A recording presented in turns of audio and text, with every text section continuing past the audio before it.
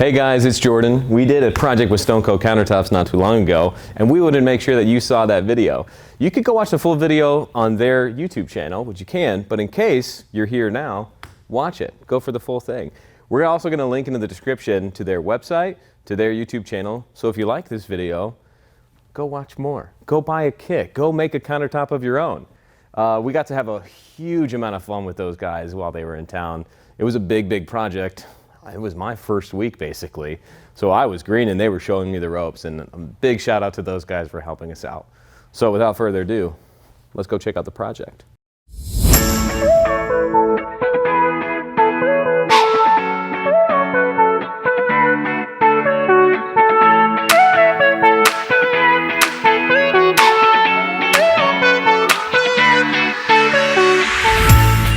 Guys, welcome to Michigan. We're out in Michigan, right? Michigan, Kalamazoo. Holy cow, we got Jordan from Illumilite. What's going on, man? What's up, my man? Good to see you. Welcome to Michigan. Thank you very much. We love it out here. It's fall colors. It's absolutely beautiful. Can't beat it. We are in the heart of it right now, aren't we? We are. So Jordan and Kaiten from Illumilite, they are just fantastic guys. They came out to Oregon. We're just fast friends, and we're going to do this job together, aren't we? That's right. It's a big job, Mike. Are you ready for this? I've never done this before. I'm kind of nervous. Guys, we got a pretty good prep going on. It's a little bit different than we typically do. Let me go over it right now. So Mitch, we typically use MDF. Right.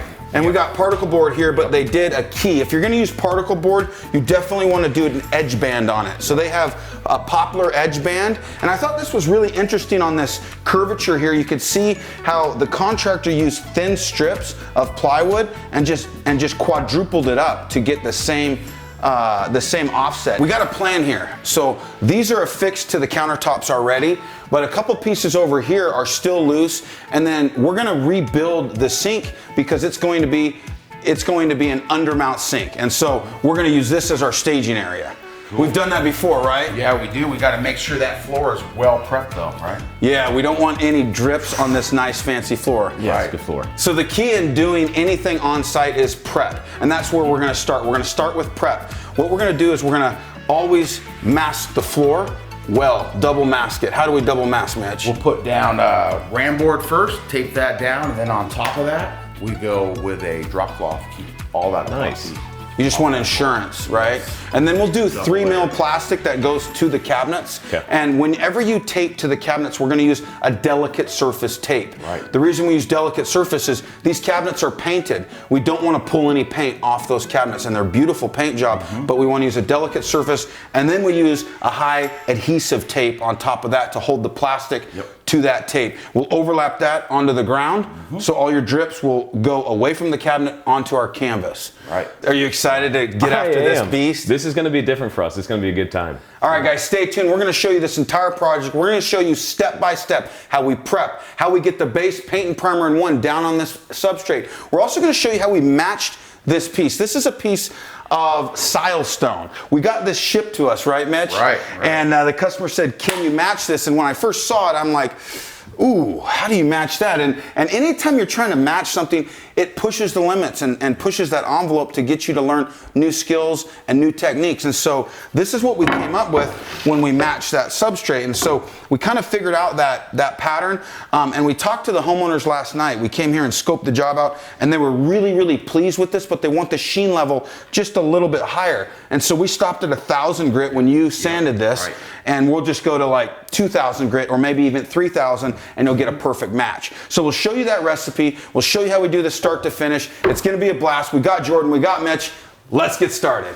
Jordan, right here, we got an undermount sink. Right. And so what we'll do is we'll go ahead and red guard this after we do the entire project, because any drips that may need to get sanded off, the red guard's gonna get sanded off with it. So that's why you do it after, to create that waterproof. And then this is gonna be a really cool bar top undermount sink. It's going to be sweet. This is cool. I love how this contractor has this prep. This is an awesome prep job. They used particle board. They used a very good hardwood. This is probably a poplar on there. It's inexpensive, easy to machine, easy to router, and it'll just give us that seamless transition. All right, so we're gonna do this piece. Let's go in here into this other room. Holy cow, we got a U-shaped miniature kitchen in here. This is a big project. Another thing we're gonna do is just remove all these top drawers. So we'll do that in a second, but we're gonna do this section and then we got another section even, don't we? Look at this. Oh, this is really cool. Look at that. Is this for the dogs or what? This is for the dog. This is for their dog Capone. Yeah, this is going to be a fun job. This is going to be a big one. Guys, are you excited? Let us know in the comments. Have you ever done a project like this? And have you prepped? Are you learning anything right now? Let us know what that is. Thumbs up if you like it, and sharing is caring.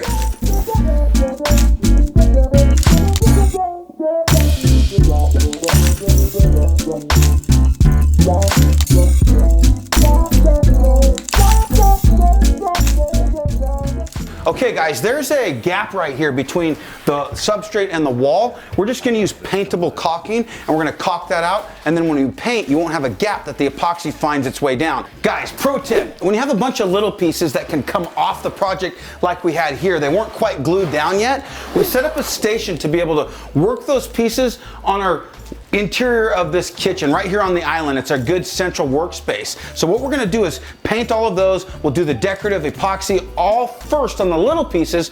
We'll set them aside to dry, and then we'll tackle the big portion of our project. Prior planning prevents poor performance, and that's how you become a pro. Say that 5 times fast. All right. All right, guys, we have a couple holes right here from some screws. And then we also have a line right here where the wood putty is just got a crack in it. That's why we're gonna use Bondo. So we're gonna fill this with Bondo. It's a little bit stinky, but that goes away as soon as you cover that with paint and get started. So let's go ahead and cover that up. We'll sand it flush, and then we're ready to do some paint and primer in one. Pro tip, on your Bondo spreader, let the Bondo dry before you clean it off, because then you can pop it right off and clean up is a breeze. Our prep is going fantastic. We're way ahead of schedule. Jordan and Kaiten and Mitch and Eric, we're all rocking and rolling. Let's keep going. Pro tip, guys, when you're gonna do your project, make sure there's no dust on your project. Wipe that off, make sure there's no high points, especially if you're gonna use particle board. If it has any high points, just sand that down and you're ready for the next step. We're gonna do 2 coats of paint and primer in one. Your first might be a little bit transparent where you see through. That's okay. Sand with 220 grit, apply your second coat, let that dry, and then you're ready for the epoxy. What I like to do is get the excess paint off of my roller first, and then when I get it where I want it, I'll start on the edges. The edges really absorb that paint, so you want to be sure to get 2 really good coats on that. So get your paint right where you want it so you don't have a bunch of drippage, and then start working those edges.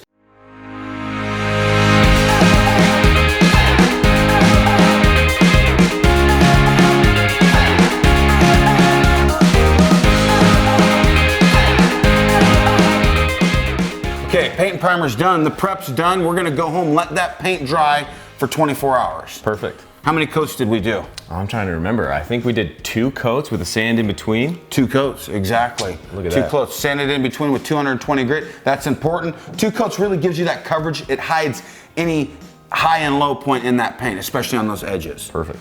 All right, let's move on. 24 hours later. All right, we're back. It's ready for the color coat. This is the big day. This is the day that takes all the work, right? I'm excited about this one, man. Yes, the color coat was fun. We actually did veins. We did a little bit of metallic in that. Look at that gold dust. The shine is insane. Guys, you want to see how we do the color coat? Right now, go! We got our colors. We're going to use white Alumilite. Hey, that's what I'm talking We're about. going to use white Alumilite. We're going to use the brown opaque from Alumilite, and we're going to use the black. The reason I have these 2 is because this brown shade, when I was matching this piece, it's not just brown and it's not just black, obviously, so it's a mixture of both. And then if you look at the veins, they're not white. They're actually a very, very like medium brown. Yeah, kind of like a tan. Exactly. So we custom make all those colors using the dyes, and I also got little bits of gold fleck in here. You see that? Yeah, it's kind of shimmering, yeah. So I grabbed our gold dust. The reason I like the gold dust, if you look in the sample, even though we're putting dye in the piece, see how those gold pieces come to the top? Right. You see like the little shimmer of that? Yeah. So, and then this is that isopropyl alcohol white right there. Oh yeah, it's matching the swirls perfectly, yeah. So this is actually a pretty hard recipe for. It was hard for me to figure out. Yeah. But customers were super happy. They did like the chunks of metallic, but they wanted a little bit less of the actual mica flakes. So we're going to use pyrite on that. We have this pyrite mica flake that I really like, and so we're going to be quite conservative on it. Okay. But that's what gave us these different shades, and it looks a lot darker in the epoxy. So whenever you're going to use the mica flake, test it before you make a sample board. Right. So that's what the beauty of a sample board is you really get to show the customer what they're going to get, ask them what they like about it, what they don't like, show them the different sheen level, let them decide. They decided they like this, they want the sheen level slightly higher. We stopped at 1,000 grit here. Okay. So you guys, when you come back, because we're going to be back in Oregon. That's right. You live here in Michigan. You're going to come back and mat this, and you could take it to like a 3,000 grit. And we'll leave you all the sanding discs for that. Awesome. So we're going to go ahead and mix up some epoxy. We're starting in the laundry room because we only have 2 pieces in the laundry room. The beauty of doing a job that is kind of separate from each other is start with the smallest pieces first. And then you can really make sure you get your system down, you get your recipe down, your crew's with you, you get it down, and then finish at the show point of the kitchen. Got it. So this peninsula, this island is really where everybody's going to hang. Right. So we're going to do this last after we're pros. There he goes. Get it All right. dialed in first, and then we'll do the big So stuff. just don't look at the laundry room. No, we're gonna make this beautiful. Mitch, this is a good sized kitchen, right, bro? It is. It's could be up there with one of our biggest projects yet, right? Yeah, we did that Hawaii project. That was a big kitchen, but this has got another area over by the restrooms. What is this area, Mark? Pantry. Yeah. Okay, so we got the big That's a pantry? Yeah. Holy My size cow! pantry right there. Yeah, geez, Yeah. man, pantry, Michigan. They go big with We the don't mess pantries. around, man. No, you don't go. Everything's bigger and better in Michigan. That's right. What's up, Texas? All right, and then we're gonna go ahead and do the laundry room. We'll do the pantry, and then we'll come back to the kitchen. I'll get mixing. So yeah, so key guys, get that epoxy warmed up. We forgot to do that. So it's gonna be a little bit thicker. That's okay, but get your temperature in your house at room temperature and then leave it there for 3 days minimum because you don't want this to get really cold in the house. You want it to stay room temperature so it cures. So we'll do this, we'll come back and scrape those drips after about 3 or 4 hours. But if the epoxy's warmer, that time's cut down. And so you don't have to wait all day. Hey, that's great. Makes sense. And we'll just use a popsicle stick or a paint stick to scrape those drips and go. So this is going to be a fun adventure. Let's start on the little one. Get rocking. Let's do this. When you do a gallon, you have to move really fast because it'll generate heat in this bucket. And if it generates heat and sets off, you can't. We need a lot of working time to be able to do this recipe right. So guys, when we pour, we do part B first. It's a thinner viscosity. And then we go part A because A wants to kind of drop into B anyways. Got it. It's a 1-to-1 ratio. We're gonna mix for about 2 minutes using a drill. And then we'll start adding our colors. Mitch, let's mix this, man. I need to know the recipe though, so let's really keep track of this. I'm gonna write this down too. So I'm gonna start 1-to-1 on our drips, okay? 1 and 1? Yep. So One I'm of each. No, I'm gonna probably go like 1, 2. Let's start with 2. Is that brown or black? That's brown. Well, this doesn't matter. Oh, you got this? I got this. 1, 2. Right now you can't tell they're different colors. No, but watch how potent this stuff is. As you know, the Yeah. Lumaline. Watch this. Instant. Look at that. Cool. So, Wow. and the reason I got that clear plastic cup is so that I could pour this out and really see the color, because this is kind of a frosted finish, and so you really want to get a good idea of a match. All right, here we You go. want to switch your sides here? Sure, thank you, sir. Okay, you ready? So I usually pour a lot more than I need on Okay. the surface, and then I'll pull this up front and scrape it back into my bucket. That's actually the perfect amount on there because I have a dry brush. I'm gonna start right here. If you start with a dry brush where it's the right amount, you're gonna pull it up, right? Got it. So I'll you take start that. here and just kind of prime my brush. So it kind of pulls that up into the brush. Yep. Any loose bristles? Let them out. Yep, what works really good on that's an old toothbrush. Oh. Yep. Yeah, makes Okay, sense. we're gonna chop this out.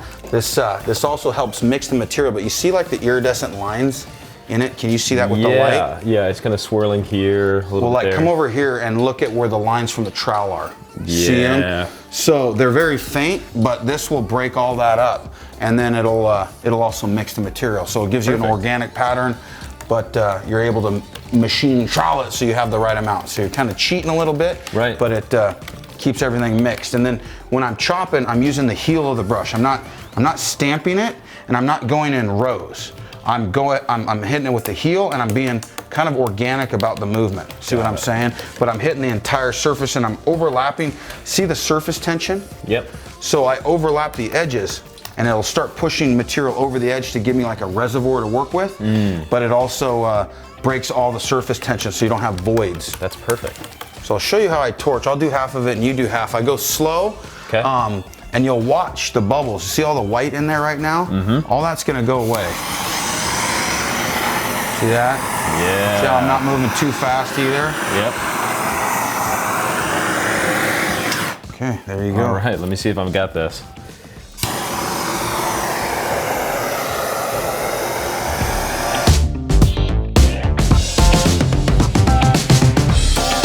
Guys, the ratio that we use is a half a bag to 8 ounces of alcohol. That's your typical go-to, but you want to adjust that according to the potency you're looking for. If you want it to be more flamboyant and to jump off the page, you want less alcohol. But you got to make sure you know it's got to come out of that nozzle. So if it's too thick, add a little more alcohol. All right, check this out. So you can see how potent that's going to be, and that's kind of what I'm looking for. But I'm going to adjust this nozzle so it will spray kind of dots out for me, but big dots. Right.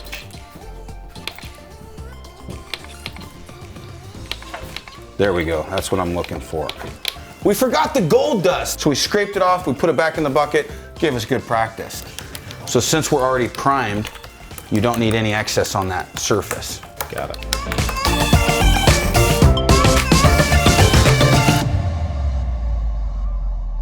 You don't want to judge this stuff right away, and we're going to be dragging veins and stuff through it, so it's just going to lace. So I'm just going to get it dripping off. Okay, and then I'm gonna. Then you're gonna go across. Thank you. Yep. All right, so I'm just gonna.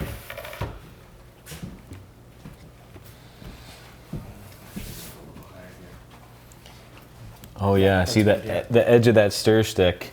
Right. Gives you a lot of control. A lot better, right? Yeah. Yeah, and the later in that drips, the skinnier the line is. And that color too. That was a great mix of white with that. It's awesome. You just don't want anything to show up unrandom. So that's kind of the hardest part, is to not be a human. Right. You know? So I slow down as it starts to slow off my stick. Yep.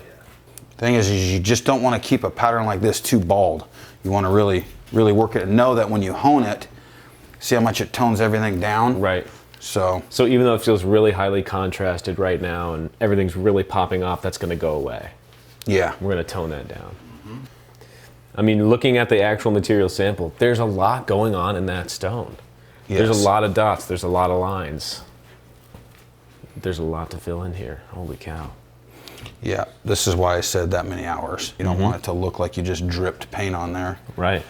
But you can see how these start to fade out a little bit because this thing's self-leveling, and that's okay. It's gonna look less like we made it. Yeah. All right, what are we doing here?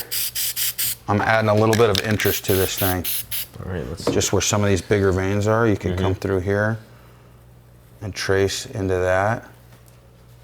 Well, I actually like this color as a vein, Mitch. So I just picked up a few complementary spray paints, Yeah. and it gives you options. Let's see, it's good that not every one of them will be exactly the same color. Watch this, I'll just put a vein in with this.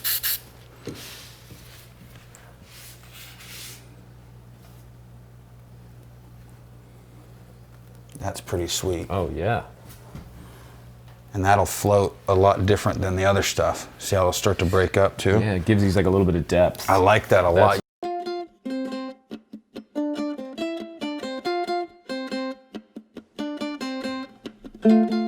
So guys, I like to keep a rag in my hand. The reason I like to do that is because when I do the torch, we gotta sand that color coat. Sanding the color coat with 220 grit creates a mechanical bond. That's how everything bonds well. Now this is less than 24 hours since we poured. If it's under 24 hours, you really don't need to sand because it's gonna bite anyways. Got it. But if you, let's say you came back in 5 years and you wanted to change the color of this, you definitely need to sand because it's a non-porous surface. It's really set and cured. But I like to sand anyways. Why not? You like insurance? I'm a big fan of insurance. I don't like paying for insurance, but I like sanding for insurance. The next day. All right, guys, we're all cured up. This is ready to go for the next step. What we're gonna do is get rid of our back paper because I don't wanna really glue this paper in permanently. So I'm gonna score it with our razor knife right along that tape edge, and then we're gonna put a new line of tape. This ensures that I don't have any surprises on cleanup day and we don't weld that tape to the back wall. This is still really pliable because it's only been curing for about 18, 17 hours. So I'm gonna score that, I'll pull the paper, I'll retape it, and then we're ready to sand and pour our clear coat. Let's get started. All right, what I'm doing here is I'm gonna hide this seam with the tile. The tile is imperfect and some of those grout joints and things aren't perfect, so we're gonna blend it in with the spray paint. We'll clear coat right up to that joint. That gives us a really nice clean look because that clear epoxy is gonna overlap and it'll look like you caulked it in with the same exact color as the tops. That's a pro tip, let's go.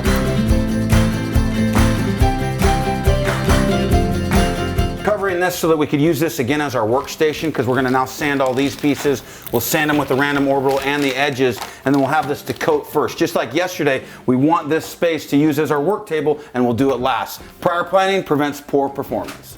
If you haven't used a random orbital, start slow. Understand that this thing moves really fast, so if you start slow, it's like starting with training wheels.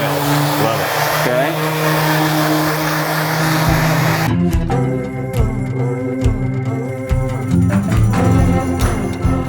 Guys, pro tip, when you're using mica flakes, you're gonna naturally create high points in the surface. When you're sanding, just be sure to manage that. Make sure that you're gonna overcome that with this clear coat. We are gonna pour an 1/8 inch thick clear coat that will overcome a lot of this, but get it pretty flat. That way you're not worried about it and come back later and see a little high point or a mini mountain in your surface. Jordan, are you surprised how that doesn't take a long time, does it? That was super fast. This thing, gotta get me one of those. Super fast sander. Yeah, no, it's all you really need. See how it's not perfect? Yeah. It looks ugly. That's the beautiful thing about this process. When you go ahead and do the matte finish, that's not the case. You really want to get it uniform and even. But we do start lower because if you try to come into a matte finish at 1,000 grit, what'll happen is you'll wear that pad out. Once you get over to that side of the kitchen, you're gonna get a much different sheen. Got it. So we start at 220 and we work our way up. And then you know that the sanding disc will get you about 40 square foot before they'll start to deteriorate a little bit. So be sure to keep a clean pad and then rotate where you start. So if you start there, on the next grit, start there, and then you'll meet and overlap everything and it'll fade it in. Guys, if you have a low point or a depression in the surface, hand sanding is the way to go, especially if you're near an edge and you have risk of burning through. Just get in there in those low points and you can hand sand those, and that epoxy, the clear coat, is gonna hide all that. I used to do lacquer finishes on cabinets, and you had to have that sanding perfect or else you're gonna see all that imperfection in the sanding. Makes sense. This is super lax, man. You don't have to worry. Enjoy your job. Makes it easy. It does. Yeah, I like that. You got an easy button? That was easy.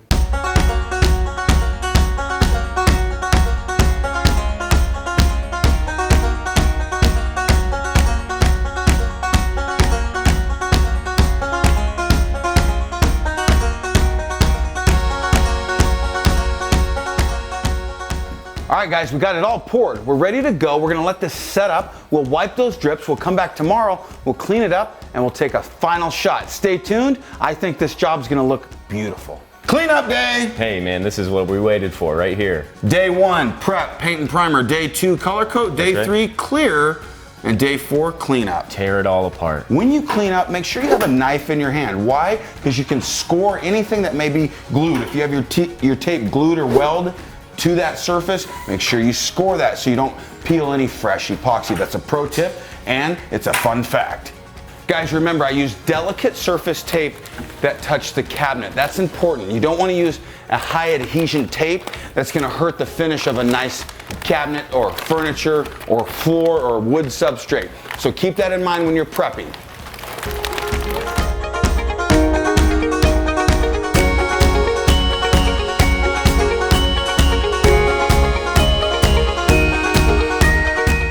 Stone Coat's also good for when you're going bald. Rogue ain't got nothing on Stone Coat.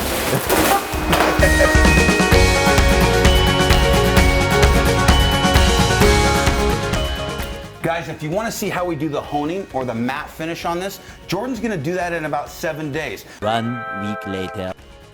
Earlier, we brought the customer in and we did one piece from start to finish just to make sure that they liked where we were going, the direction before we were already down that path, and they loved it. We're gonna go all the way up to 2,000. That's the sanding level that they wanted. And it's a beautiful, right between matte and right between shine. It looks awesome.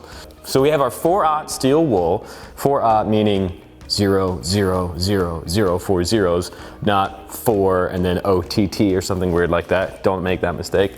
That is actually what we've done here and we'll continue to do just to fine detail these edges. If I took the orbital straight to that edge, gone. All that epoxy that we put on there, it could burn through it. So we have to be more gingerly with the edges here. Mike does a great job talking through this. On his full sanding video, take a look at that. We'll link it in the description or we'll link it everywhere else. So we've got all of these pieces here and we've got the edges sanded down. We did that first because some of these pieces were removable, so we could take them actually out of the places they were, mostly the kitchen and the laundry room, and take our time, go through the edges, do each one of them, check for any bumps as well. If we had a bump, we knocked it down. That way it was easy to get a nice smooth finish when we have the orbital sander. And we're gonna do all of those at the same time. But getting all the edges done, eat the frog, man. Do the hard thing first. Now it's time for the tops. Normally we'd start our sanding all the way down at 220 to knock out all the imperfections and then slowly work our way up, step by step, all the way to 2000. But for this job, we had a really smooth surface to start. So we took the shortcut Mike shares in his how-to video on sanding. That way, we could just smooth out a couple of tiny bumps with 800 grit paper and then move on with the orbital sander at 1,000 and then 2,000. Doing a figure 8 motion to make sure everything is nice and even. All right, we have done every single surface. Mike and Mitch, I forgot how big of a job this was. Holy cow, man. I feel like I've been sanding for years. I mean, it's been hours, but it's still a long time.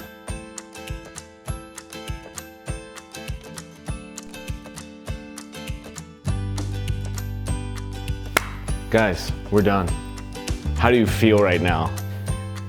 Looks awesome. It does. It looks awesome. It's almost speechless. It is perfect. Good. Yeah, it's exactly what we wanted. Perfect. We started today with that really shiny, perfectly bright epoxy that we had for a while. And you guys lived with that for a little bit while it cured up. Yep.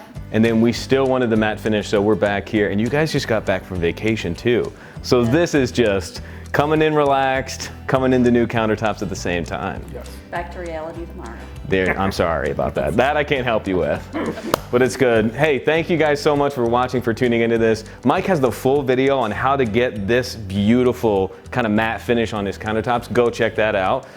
And I feel like we got to end this the Mike Quist way. Do you guys know how to end this Mike Quist way? I think we do. Got this. You ready? I think we do. All right. And from all of us at Stone Cold Countertops, remember, you got this.